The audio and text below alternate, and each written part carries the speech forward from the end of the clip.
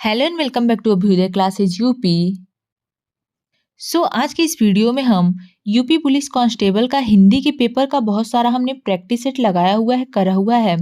तो अब हम सभी जो भी टॉपिक हैं उसको एक एक करके देखने वाले हैं और उसका क्वेश्चन करने वाले हैं और अंत में अपना स्कोर देखेंगे कि उस टॉपिक पर हमारी कितनी पकड़ है, हमने कितना क्वेश्चन सही किया है।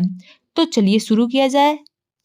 उससे पहले अगर आप चैनल पर नए हैं तो प्लीज़, आपको पता है, चैनल को सब्सक्राइब करना है और वीडियो लाइक और शेयर भी करना है। करते हुए हम आगे बढ़ेंगे अपने पहले प्रश्न की ओर। टॉपिक है आज का हमारा हिंदी में जो वाक्यांश के लिए एक शब्द होते हैं, आज का हमारा यही टॉपिक रहेगा। और वाक्यांशों के लिए एक शब्द क्या हो सकता है, हम बहुत सारे इस पे क्वेश्चन करने वाले हैं। तो चलिए देखते हैं। इसके साथ हमारा पहला क्वेश्चन है, जिसे मापा न जा सके। ऊपर दिए हुए वाक्यांश के लिए एक शब्द क्या होगा, आपको बताना है कि जिसे मापा न जा सके उसे क्या कहेंगे।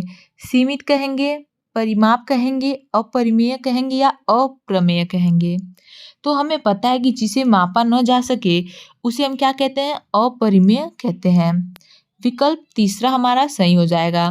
सीमित किसे हम कहेंगे, जो सीमा में बद्ध होता है, उसके लिए हमारा एक शब्द होगा सीमित। परिमाप ज्यामिति में किसी आकृति, क्षेत्र आदि को चारों ओर से घेरने वाली रेखा की लंबाई, उसके लिए परिमाप एक शब्द हो जाएगा हमारा। अप्रमेय के लिए जिसकी माप न हो सके, उसके लिए एक जो है वाक्यांश जिसकी माप न हो सके उसके लिए अप्रमेय हो जाएगा, लेकिन जिसे मापा न जा सके उसे अपरिमेय कहते हैं हम। ठीक है, अगले क्वेश्चन की ओर बढ़ते हैं। अगले क्वेश्चन में हमसे पूछा है, दिए गए वाक्यांश के लिए सार्थक शब्द बताइए जो गांव से संबंधित हो। जो गांव से संबंधित हो उसके लिए सार्थक शब्द का चयन आपको करना है। ग्रामीण होगा, देशज होगा, ग्रामागत होगा या ग्राम सेवी होगा। तो जो गांव से हो, संबंधित हो, उसके लिए एक सार्थक शब्द होगा, क्या होगा, ग्रामीण। पहला ही ऑप्शन हमारा सही है। देशज किसके लिए होगा, देश में उत्पन्न, उसे हम देशज कहेंगे। ग्रामागत, ग्राम को गत हो जाएगा, और ग्राम सेवी, ग्राम का सेवक जो होता है उसे ग्राम सेवी कहते हैं, ये हमें पता है। ठीक है, तो इसका सही विकल्प क्या होगा, ग्रामीण। आगे बढ़ते हैं तीसरे नंबर के क्वेश्चन पर हमारे, जिसमें पूछा है हमसे, जिस स्त्री के पुत्र और पति न हो, वाक्यांश के लिए इनमें से सही शब्द क्या है। आपको बताना है कि जिस स्त्री के पुत्र और पति न हो उसे क्या कहेंगे।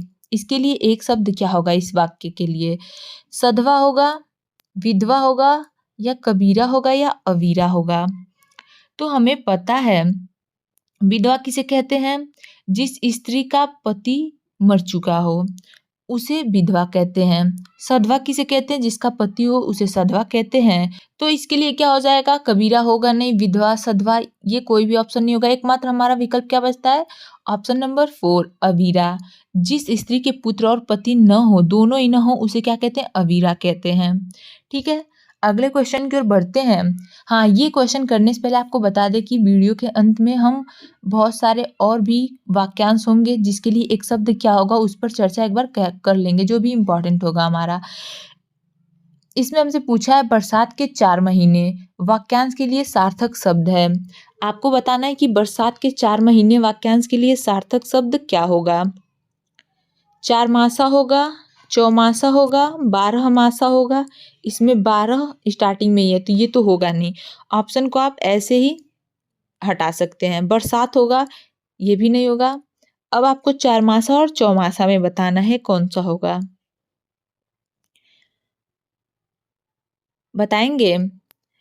तो इसमें जो हो जाएगा हमारा 4 मासा, मतलब 4 माह का समूह को 4 मासा कहते हैं, तो 4 मासा होगा नहीं। ये दोनों तो हमने पहले ही हटा दिया हुआ है, ये भी होगा नहीं। तो बरसात के 4 महीने को क्या कहेंगे, चौमासा कहते हैं। ठीक है, तो ऑप्शन नंबर जो सेकंड है हमारा बिल्कुल ही सही उत्तर है। आगे बढ़ते हैं अगले क्वेश्चन पर। हम निम्नलिखित वाक्यांश के लिए उपयुक्त सार्थक शब्द का चयन विकल्पों में से कीजिए। वह बात जिसे सुना नहीं गया हो। आपसे पूछा है कि वह बात जिसे सुना नहीं गया हो, इसके लिए आपको एक सार्थक शब्द का चयन करना ही क्या होगा, ना सुना होगा, सुना होगा, सुना होगा या अनसुनी होगा। वह बात जिसे सुना नहीं गया हो, तो यहाँ पे नहीं पूछा है, सुना नहीं गया हो, तो सुन सुना ना सुना, सुना तो होगा नहीं, तो एकमात्र विकल्प क्या बचता है हमारा, अनसुनी। ठीक, ऑप्शन नंबर चौथा हमारा बिल्कुल विकल्प सही है। अगला क्वेश्चन है, निम्नलिखित विकल्पों में से जो किसी व्यक्ति या संस्था का प्रतिनिधित्व करता हो, वाक्यांश के लिए एक सार्थक शब्द क्या होगा? आपको बताना है, कर्तव्यपरायण, उत्तरदायी, प्रतिनिधि या निष्ठावान। तो हमारा उत्तर हमें मिल गया, किसी संस्था व जो व्यक्ति या संस्था का प्रतिनिधित्व करता हो उसे क्या कहते हैं, प्रतिनिधि कहते हैं। ठीक है, इतना क्लियर है। कर्तव्य के प्रति आदर भाव को कर्तव्य परायण कहते हैं, उसके लिए एक शब्द कर्तव्य परायण होता है। उत्तरदायी किसके लिए होगा, जिस पर किसी कार्य का उत्तरदायित्व हो वो उत्तरदायी कहलाता है। ठीक, उसके लिए एक शब्द उत्तरदायी हो जाएगा। और निष्ठावान किसके लिए होगा, जो किसी के प्रति निष्ठा रखता हो। वाक्यांश के लिए एक शब्द क्या होगा, निष्ठावान होगा। तो इसका हमारा सही विकल्प है तीसरा। अगला क्वेश्चन है, सारे शरीर की हड्डियों का ढांचा वाक्यांश के लिए एक सार्थक शब्द है। आपको बताना है कि सारे शरीर की हड्डियों का ढांचा क्या कहलाता है। तो ये हमें पता है कि क्या कहलाता है, कंकाल कहलाता है। इसमें हमें बिल्कुल भी झिझक नहीं होनी चाहिए, सोचना ही नहीं पड़ेगा इसमें। ठीक, कंकाल होता है। आगे बढ़ेंगे हम अपने अगले क्वेश्चन पर। 8वें नंबर का प्रश्न है हमारा, व्यायामशाला। उपयुक्त वाक्य में रिक्त स्थान पर आने वाले उपयुक्त विकल्प का चयन करना है आपको। व्यायामशाला क्या होता है, वह स्थान जहाँ व्यायाम किया जाता है, या वह स्थान जहाँ बैठकर चर्चा होती है, या वह स्थान जहाँ हवन किया जाता है। हवन किया जाता है उसको व्यायामशाला कहते हैं, बिल्कुल भी नहीं, ये हमें पता है। ठीक, ये सारे नॉर्मल सी बातें। वह स्थान जहाँ न्याय किया जाता है उसे तो न्यायालय कहते हैं। तो क्या ऑप्शन बचता है हमारा, पहला ऑप्शन सही है। वह स्थान जहाँ व्यायाम किया जाता है उसे क्या कहते हैं, व्यायामशाला कहते हैं। ठीक है, अगला प्रश्न है, निम्न वाक्यांश के लिए विकल्पों में से उपयुक्त शब्द चुने। क्या पूछा है हमसे, ऊंट पर रखकर चलाई जाने वाली तोप, क्या कहेंगे उसे, बंदूक कहेंगे, मुकुल कहेंगे, सुतुरनाल कहेंगे, या सरासन कहेंगे। बताएंगे आप, दो ऑप्शन तो मैंने हटा दिए आपको, दो ऑप्शन में से बताना है कौन सा सही होगा, बताएंगे।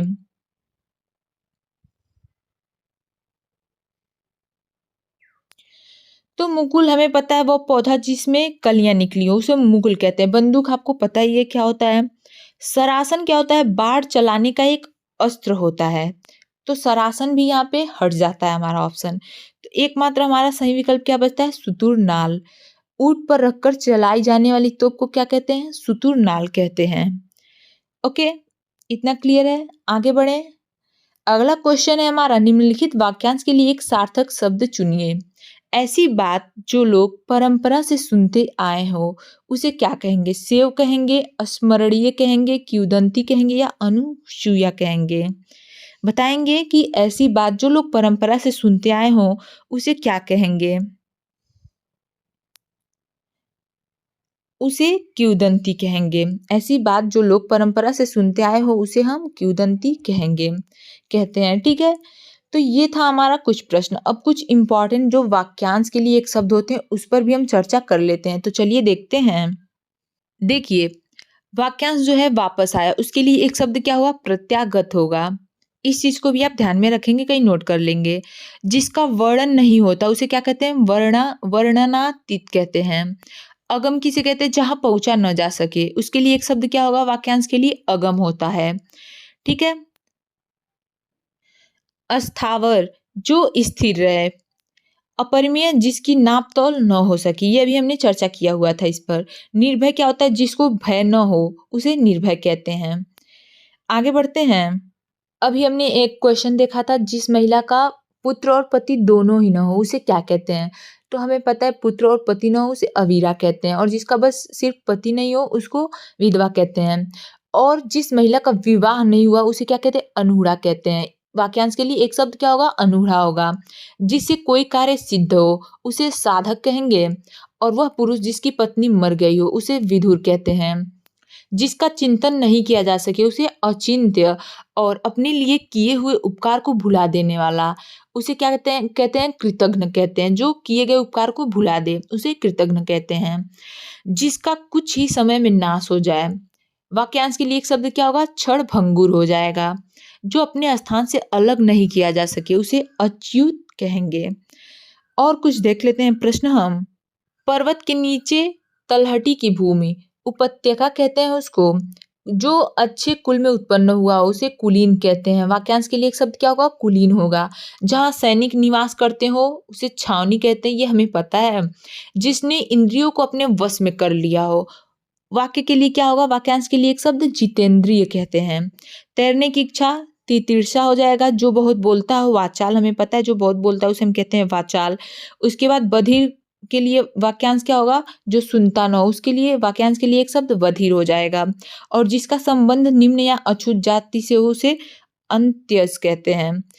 ठीक है, तो ये थे हमारे कुछ महत्वपूर्ण वाक्यांश के लिए एक शब्द। सो गाइस, आज के वीडियो में बस इतना ही। आई होप आपको वीडियो काफ़ी अच्छी लगी हो, तो वीडियो को लाइक और शेयर ज़रूर कर दीजिएगा। चलते हैं, मिलते हैं अपने अगले वीडियो में। टॉपिक क्या होगा आप कमेंट बॉक्स में बता देंगे, मैं उस टॉपिक पे वीडियो लेकर आपके लिए आऊँगी। सो गाइस, आज की वीडियो में बस इतना ही। Thank you.